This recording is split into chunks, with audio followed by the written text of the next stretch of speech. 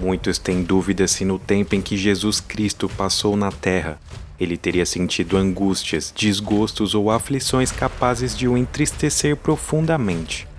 Mas ele não só sentiu inquietações como qualquer outro ser humano, como inclusive chorou, e em mais de uma ocasião segundo a Bíblia, e não teria sido na crucificação. Mas então o que poderia ter acontecido de tão grave ao ponto da melancolia tocar o âmago do Filho de Deus? Por que Jesus chorou?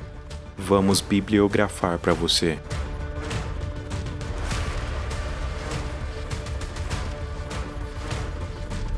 A ressurreição de Lázaro.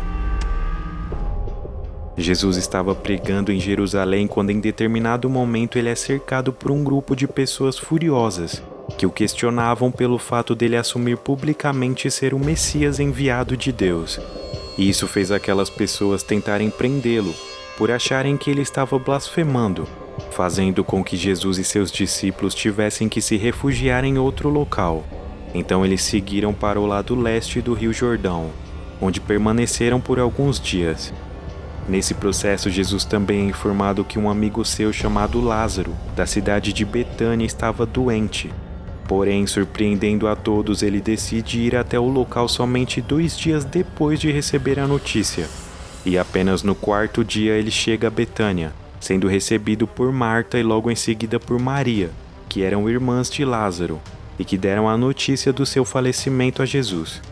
As pessoas que estavam em volta choravam, e aquilo comoveu o coração de Jesus, que também chorou. E logo após pedir para removerem a pedra que cobria a entrada do túmulo de Lázaro, Jesus o ressuscita dos mortos.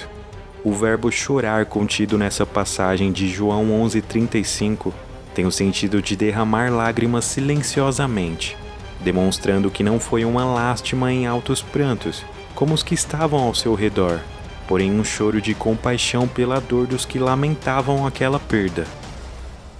O lamento sobre Jerusalém. Faltando poucos dias para a Páscoa, Jesus faz aquela que seria a última viagem a um lugar de visitação antes dos acontecimentos finais que o levariam para a cruz. Jesus parte em direção a Jerusalém, passando por alguns lugares como o Monte das Oliveiras que o davam uma visão privilegiada sobre a cidade avistada de longe. Naquela vista periférica, era possível enxergar o magnífico templo dos judeus e a grande muralha que rodeava os portões. Embora tudo aquilo fosse lindo, levou Jesus às lágrimas. Para onde ele olhava encontrava razões para chorar, pois sabia que dentro daqueles muros reinava a rejeição e a incompreensão. O vazio espiritual habitava os corações daqueles que se recusavam a enxergar, restando apenas a autodestruição como consequência inevitável da apostasia. E entristecidamente Jesus profetizou sobre aquela cidade. Jerusalém estava condenada. Ah, Jerusalém, se hoje mesmo você soubesse o que é preciso para conseguir a paz, mas agora você não pode ver isso, pois chegarão os dias em que os inimigos vão cercá-la com rampas de ataque e vão rodeá-la e apertá-la de todos os lados. Eles destruirão completamente você e todos os seus moradores. Não ficará pedra sobre pedra, porque você não reconheceu o tempo em que Deus veio para salvá-la. Getsemane. Faltando poucas horas para sua captura, e após realizar a última ceia com seus discípulos, Jesus segue para o monte chamado Getsemane, que foi palco de um dos momentos mais marcantes da humanidade, e que expôs o turbilhão de sentimentos e aflições que tomava conta do seu coração naquele momento. Não era apenas a agonia de alguém que sabia o fim que o aguardava.